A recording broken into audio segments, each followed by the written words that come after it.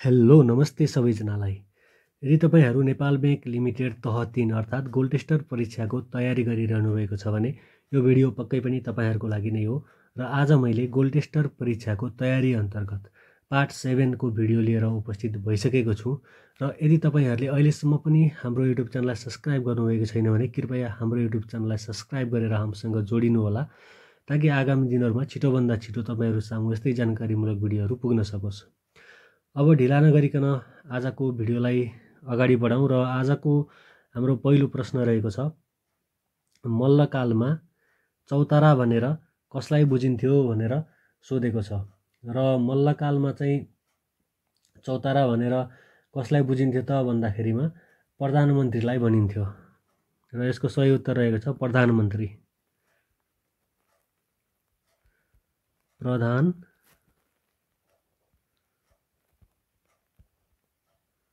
मन्त्री। त्यस्तै गरी आजको अर्को प्रश्न रहेको छ, क वर्गका ब्याङ्कले कायम गर्नुपर्ने सिएआर कति हो भनेर सोधेको छ। र सिएआर भनेको के हो भन्ने विषयमा हामीले अघिल्लो भिडियोमा पनि चर्चा गरिसकेका छौँ। र सिएआर को अर्थ हुन्छ क्यापिटल एडक्वेसी रेसियो, अर्थात् पुँजी पर्याप्त अनुपात भन्छ यो सिएआर भनेको। र क वर्गका वाणिज्य ब्याङ्कहरूले चाहिँ सिएआर कति कायम गर्नुपर्दछ त भन्दाखेरिमा 10% कायम गर्नुपर्दछ। क वर्गका वाणिज्य ब्याङ्कहरूले कायम गर्नुपर्ने सिएआर अर्थात् क्यापिटल एडक्वेसी रेसियो 10% रहेको छ। त्यस्तै गरी अर्को प्रश्न रहेको छ, सबैभन्दा कम ब्याङ्क तथा वित्तीय संस्थाको शाखा भएको प्रदेश कुन हो भनेर सोधेको छ। र नेपालमा रहेका 7वटा प्रदेशमध्ये चाहिँ सबैभन्दा कम ब्याङ्क तथा वित्तीय संस्थाको शाखा भएको प्रदेश चाहिँ गण्डकी प्रदेश रहेको छ। गण्डकी प्रदेश। र त्यसै गरी अर्को प्रश्न रहेको छ, नेपालको प्रमाणिक समय कहिलेदेखि लागू भएको भनेर सोधेको छ। र यो पनि निकै महत्त्वपूर्ण प्रश्न रहेको छ। र नेपालको प्रमाणिक समय चाहिँ कहिलेदेखि सुरु भएको त भन्दाखेरिमा विक्रम सम्वत 2042 साल। विक्रम सम्वत 2042 साल वैशाख 1 गते। वैशाख 1 गतेबाट चाहिँ नेपालको प्रमाणिक समय लागू भएको। र नेपालको प्रमाणिक समय चाहिँ कुन हिमाललाई आधार मानेर निर्धारण गरिएको छ भन्दाखेरिमा गौरीशङ्कर हिमाललाई चाहिँ आधार मानेर गरिएको हो। गौरीशङ्कर हिमाललाई चाहिँ आधार मानेर गरिएको हो। त्यस्तै गरी अर्को प्रश्न रहेको छ, भुटान नेपालदेखि कति किलोमिटर टाढा रहेको छ भनेर सोधेको छ। भुटान चाहिँ नेपालबाट कति किलोमिटर टाढा रहेको छ त भन्दाखेरिमा जम्मा 32 किलोमिटर टाढा रहेको छ। 32 किलोमिटर टाढा रहेको छ भुटान नेपालबाट। अब त्यस्तै गरी अर्को प्रश्न रहेको छ, नेपालमा सर्वप्रथम बजेट प्रस्तुत कहिले भएको हो भनेर सोधेको छ। र नेपालमा चाहिँ सर्वप्रथम बजेट भाषण अथवा बजेट चाहिँ कहिले प्रस्तुत गरिएको थियो त भन्दाखेरिमा विक्रम सम्वत 2008 साल। विक्रम सम्वत 2008 साल माघ 21 गते।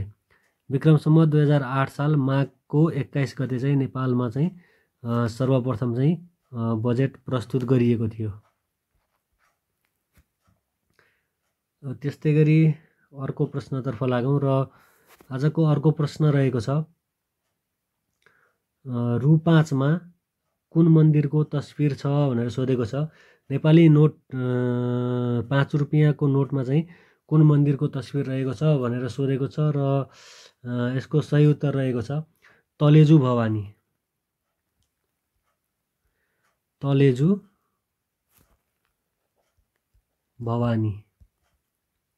नेपाली रुपैयाँ 5 रुपियाँको नोटमा चाहिँ तलेजु भवानीको मन्दिरको तस्बिर रहेको छ।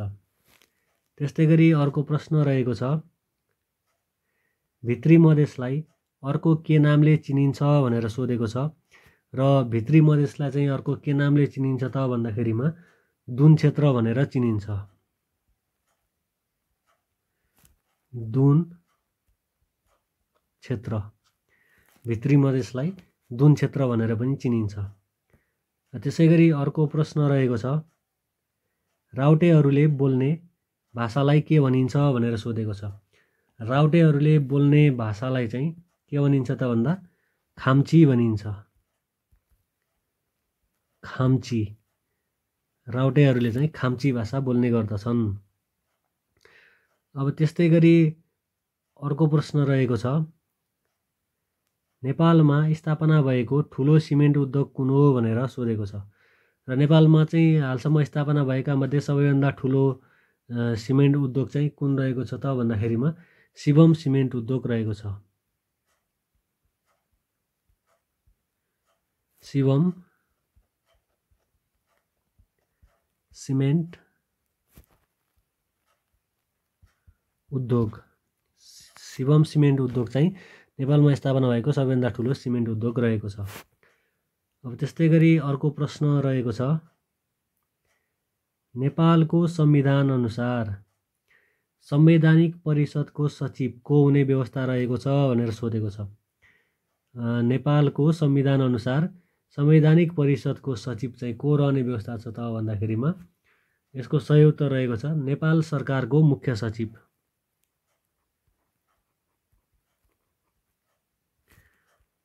नेपाल सरकारको मुख्य सचिव।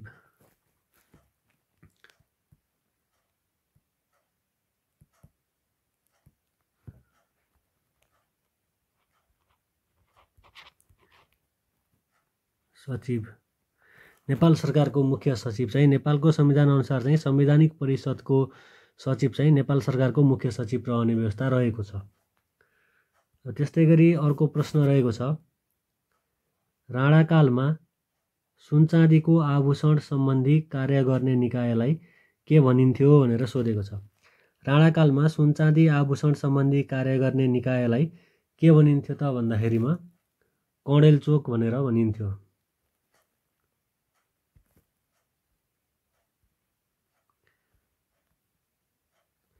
कणेल चोक, राणाकालमा सुन चाँदीको आभूषण सम्बन्धी कार्य गर्ने निकायलाई कणेल चोक भनिन्थ्यो। त्यस्तै गरी अर्को प्रश्न रहेको छ, प्रदेश नम्बर 1 मा कतिवटा उपमहानगरपालिका रहेका छन् भनेर सोधेको छ। र प्रदेश नम्बर 1 मा चाहिँ कतिवटा उपमहानगरपालिका रहेका छन् त भन्दा जम्मा 2वटा उपमहानगरपालिका रहेका छन्। र प्रदेश नम्बर 1 को नाम के हो त भन्दा कोशी प्रदेश रहेको छ। कोशी प्रदेश अर्थात् 1 नम्बर प्रदेशमा चाहिँ जम्मा 2वटा उपमहानगरपालिका रहेका छन्। अब त्यस्तै गरी अर्को प्रश्न रहेको छ, नेपालमा कतिवटा उच्च अदालत रहने व्यवस्था छ भनेर सोधेको छ। नेपालमा चाहिँ कतिवटा उच्च अदालत रहने व्यवस्था छ त भन्दा जम्मा 7वटा। जम्मा 7वटा उच्च अदालत रहने व्यवस्था रहेको छ। त्यस्तै गरी अर्को प्रश्न रहेको छ, पूर्वाधार विकास बैंकको चुक्ता पुँजी कति रहने व्यवस्था रहेको छ भनेर सोधेको छ। र पूर्वाधार विकास बैंकको चुक्ता पुँजी चाहिँ जम्मा 20 अर्ब रहनुपर्ने व्यवस्था रहेको छ। त्यस्तै गरी अर्को प्रश्न रहेको छ, मौद्रिक नीति 2078-79 अनुसार बैंक तथा वित्तीय संस्थाले सहवित्तीयकरण कर्जाको कति बराबर रकम निष्कासन गर्न पाउँछन् भनेर सोधेको छ। मौद्रिक नीति 2078-79 अनुसार बैंक तथा वित्तीय संस्थाले सहवित्तीयकरण कर्जाको कति बराबर रकम निष्कासन गर्न पाउँदछन् भन्दाखेरिमा यसको सही उत्तर रहेको छ 2 अर्ब।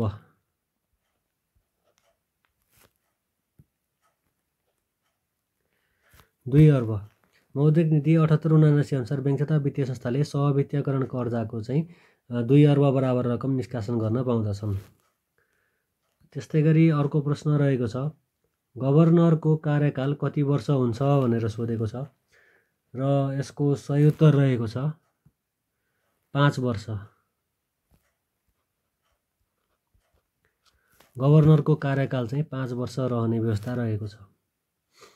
त्यस्तै गरी अर्को प्रश्न रहेको छ सबैभन्दा छोटो कार्यकाल भएका गभर्नर को हुन् भनेर सोधेको छ र सबैभन्दा छोटो कार्यकाल भएका गभर्नर चाहिँ को रहेका छन् त भन्दा दिपेन्द्र पुरुष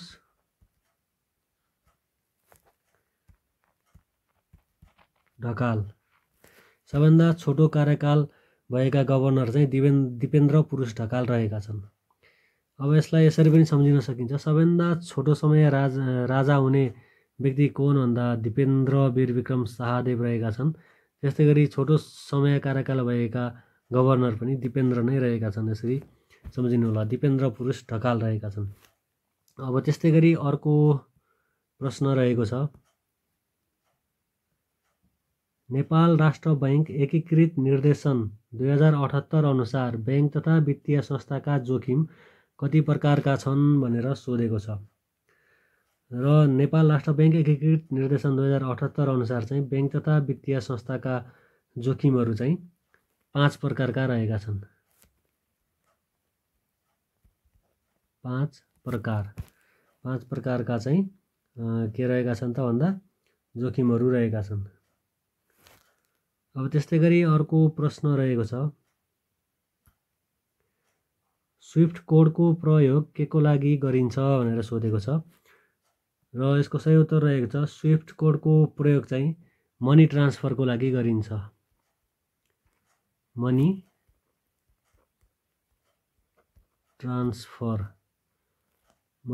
ट्रान्सफरको लागि गरिन्छ। त्यस्तै गरी अर्को प्रश्न रहेको छ नेपाल बैंक लिमिटेडको स्विफ्ट कोड के हो भनेर सोधेको छ र नेपाल बैंक लिमिटेडको स्विफ्ट कोड के रहेको छ त भन्दाखेरिमा यसको सही उत्तर रहेको छ NEBL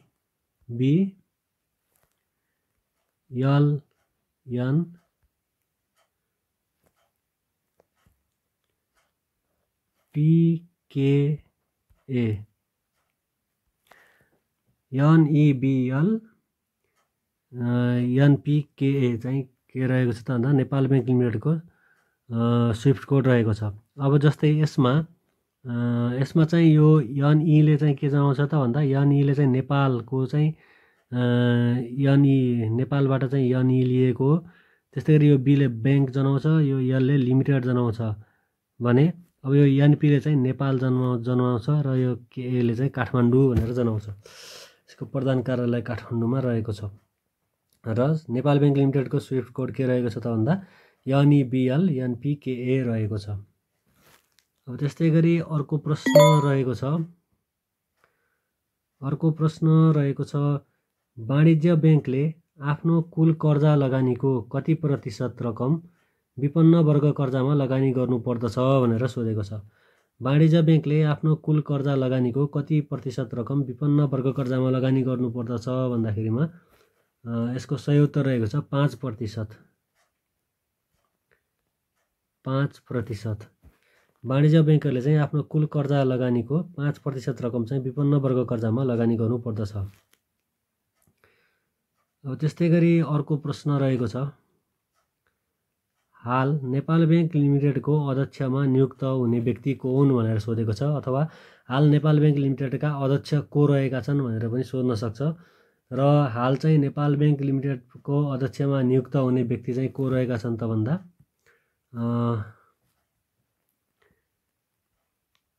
थान प्रसाद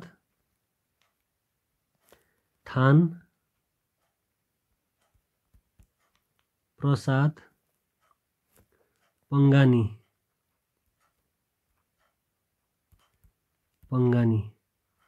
थान प्रसाद पंगानी चाहिँ हाल नेपाल बैंक लिमिटेडका चाहिँ अध्यक्ष रहेका छन् अथवा अध्यक्षमा नियुक्ति भएका छन् र थान प्रसाद पंगानी चाहिँ नेपाल बैंक लिमिटेडको अध्यक्षमा कहिले नियुक्ति भएका हुन् त भनेर पनि सोध्न सक्छ र उहाँ चाहिँ कहिले नियुक्ति भएका थिए त भन्दा विक्रम सम्वत 2081 साल, विक्रम सम्वत 2081 साल 11 महिना अर्थात् फागुनको 9 गते 2081 साल फागुन 9 गते चाहिँ नेपाल ब्याङ्क लिमिटेडको अध्यक्षमा थानप्रसाद पङ्गानी नियुक्त भएका हुन् र हाल चाहिँ नेपाल ब्याङ्क लिमिटेडका अध्यक्ष थानप्रसाद पङ्गानी रहेका छन्।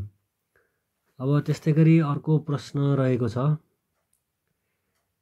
नेपाल राष्ट्र ब्याङ्कभन्दा पहिले मुद्रा निष्कासन गर्ने निकाय कुन हो, अथवा नेपाल राष्ट्र ब्याङ्कको स्थापना हुनभन्दा पहिले चाहिँ कुन निकायले चाहिँ मुद्रा निष्कासन गर्ने कार्य गर्दथ्यो भनेर सोधेको छ। र नेपाल राष्ट्र ब्याङ्कको स्थापना हुनुभन्दा पहिला चाहिँ सदर मुलुकी खानाले चाहिँ के त नोट निष्कासन गर्ने कार्य गर्दथ्यो। सदर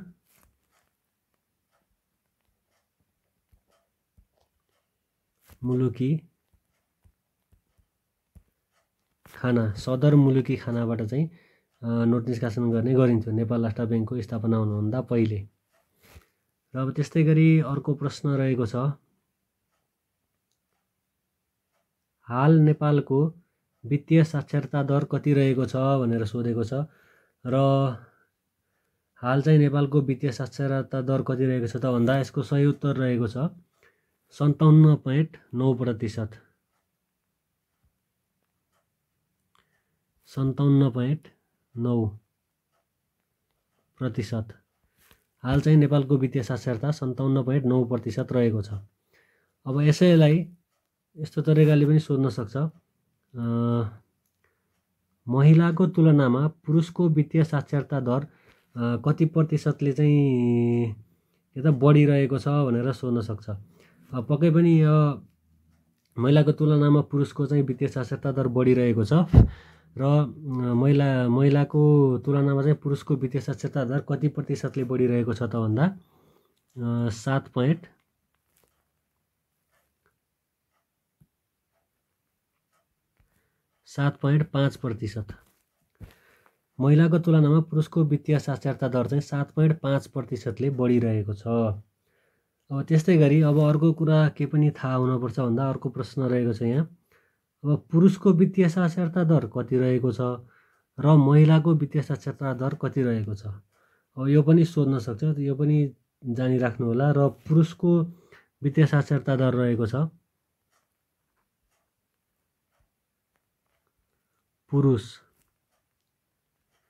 पुरुषको रहेको छ 61.8% र महिलाको रहेको छ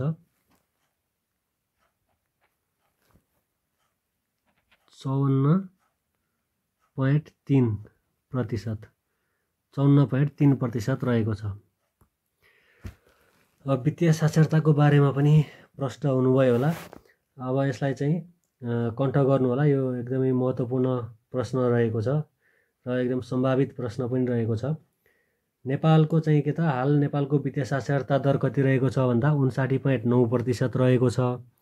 र महिलाको तुलनामा पुरुषको वित्तीय साक्षरता दर कति प्रतिशतले बढिरहेको छ भनेर सोध्यो भने महिलाको तुलनामा पुरुषको वित्तीय साक्षरता दर 7.5%ले बढिरहेको छ। र अब पुरुषको वित्तीय साक्षरता दर कति रहेको छ त भन्दा 61.8% र महिलाको वित्तीय साक्षरता दर चाहिँ कति रहेको छ भन्दा 54.3% रहेको छ। अब यसलाई नोट गरेर हुन्छ कि कसरी हुन्छ यसलाई चाहिँ सम्झिने प्रयास गर्नु होला। यो चाहिँ एकदमै महत्त्वपूर्ण प्रश्न रहेको छ। र त्यस्तै गरी अब आजको अर्को प्रश्न रहेको छ, नेपालको दोस्रो ठुलो खाद्यान्न बाली कुन हो भनेर सोधेको छ। र नेपालको सबैभन्दा दोस्रो ठुलो खाद्यान्न बाली चाहिँ के रहेको छ त भन्दा मकै रहेको छ, मकै। र अब त्यस्तै गरी अर्को प्रश्न रहेको छ, नेपालको पहिलो जलविद्युत आयोजना कुन हो भनेर सोधेको छ।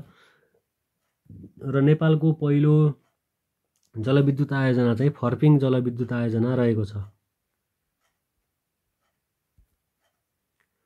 फर्पिङ जलविद्युत आयोजना फर्पिङ जलविद्युत आयोजना चाहिँ नेपालको पहिलो जलविद्युत आयोजना रहेको छ। अब त्यस्तै गरी अर्को महत्त्वपूर्ण प्रश्न रहेको छ, सरस्वती नाच कुन जातिसँग सम्बन्धित छ भनेर सोधेको छ र यसको सही उत्तर रहेको छ सरस्वती नाच चाहिँ कुन जातिसँग सम्बन्धित रहेको छ त भन्दा तामाङ जातिसँग सम्बन्धित रहेको छ। तामाङ सरस्वती नाच तामाङ जातिसँग सम्बन्धित रहेको छ। र हस्त साथीहरू आजको लागि चाहिँ यति नै थियो प्रश्नहरू। 30वटा प्रश्नहरूको बारेमा हामीले चर्चा गऱ्यौँ र अब एकचोटि सरसर्ती यसलाई रिभिजन गरौँ र रिभिजन गर्दा पनि कतिपय कुराहरू चाहिँ याद हुने हुन्छ र तपाईँहरूले चाहिँ यसलाई चाहिँ यो भिडियोलाई चाहिँ एकचोटि फेरि गरेर चाहिँ यसलाई रिभिजन गर्नु होला र दिमागमा राख्ने कोसिस गर्नु होला र यदि कुनै कुराहरू त्यस्तो सम्झिन गाह्रो छ भने यसलाई नोट गरेर पनि तपाईँहरूले पढ्न सक्नुहुनेछ भन्दै अब आजको लागि चाहिँ म तपाईँहरू सामुबाट बिदा हुन चाहन्छु र यदि तपाईँहरूले हाम्रो युट्युब च्यानललाई सब्सक्राइब गर्नुभएको छैन भने कृपया युट्युब च्यानललाई सब्सक्राइब गरिदिनु होला र भोलि फेरि अर्को नयाँ भिडियोको साथमा उपस्थित हुने नै छु। हस्त धन्यवाद।